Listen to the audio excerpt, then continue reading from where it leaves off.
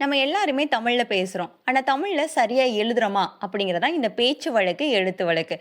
டிஎன்பிஎஸ்சில அடிக்கடி கேட்கக்கூடிய அதே நேரத்துல இது வருமா? அது வருமா? அப்படிங்கிற மாரி குழப்பக்கூடிய வார்த்தைகள் தான் இதெல்லாம். பார்க்கலாமா? கோர்த்து. கோர்த்துங்கிறது பேச்சு வழக்கு. நம்ம எங்க பயன்படுத்துவோம்? ஊசியில நூல கொஞ்சம் கோர்த்து தர்றீங்களா? அப்ப இது பேச்சு வழக்கு. எழுத்து வழக்குல கோத்து. ஊசியில் நூலை கோத்தான் அப்படிங்கிறது தான் எழுத்து வழக்கு. அடுத்து பாருங்க சுவற்றில். சுவற்றில் எழுதாதீர்கள் அப்படிங்கிறது நம்மளோட பேச்சு வழக்கு. அப்ப எழுத்து வழக்குல எப்படி எழுதணும்னா, சுவரில் எழுதாதீர்கள். அடுத்து நாட்கள். நாட்கள் போயிட்டே இருக்கு அப்படிங்கிறது நம்மளோட பேச்சு வழக்கு. அப்ப எழுத்து வழக்குல எப்படி எழுதணும்? நாள்கள் அப்படிங்கிறது தான் எழுத்து வழக்கு.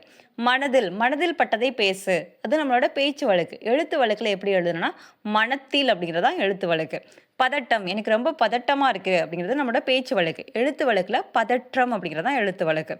செலவு. எனக்கு ரொம்ப செலவாயிட்டே இருக்கு. இது நம்மளோட பேச்சு வழக்கு. எழுத்து வழக்குல செலவு அப்படிங்கிறது தான் எழுத்து வழக்கு. அருகாமையில். எனக்கு நிறைய பேர் அருகாமையில இருக்காங்க. அப்ப இது பேச்சு வழக்கு. எழுத்து வழக்குல எப்படி எழுதணும்னா, அருகில் அப்படிங்கிறது தான் எழுத்து வழக்கு. அப்ப பேச்சு வழக்குனா என்ன? எழுத்து வழக்குனா எப்படி எழுதணும் அப்படிங்கிறத கரெக்டான முறையில நோட்ஸ் எடுத்து வச்சுக்கோங்க. இந்த நோட்ஸ் எடுத்து வைக்கிற கேப்ல நம்மளோட சேனலையும் மறக்காம ஃபாலோ பண்ணிக்கோங்க.